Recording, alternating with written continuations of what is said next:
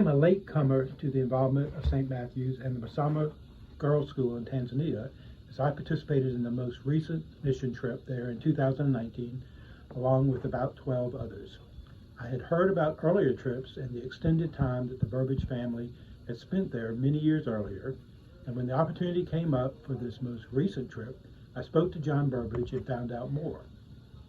As an architect who primarily designs educational buildings, I was interested in seeing how educational facilities were built in other parts of the world and how those cultures educated their children. I knew that Masama was a Lutheran church-sponsored school, but I had no idea how prevalent the Lutheran church was in Tanzania. As we traveled the country, we visited Lutheran churches, hospitals, synod offices, and even a Lutheran convent.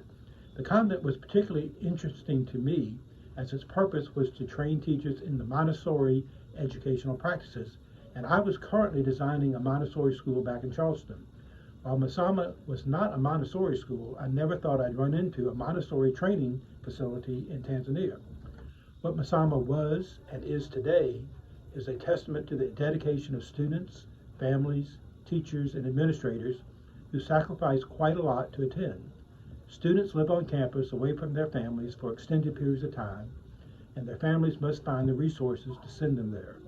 On several occasions, we heard of stories of young girls having to return home because their family could not continue to financially support them.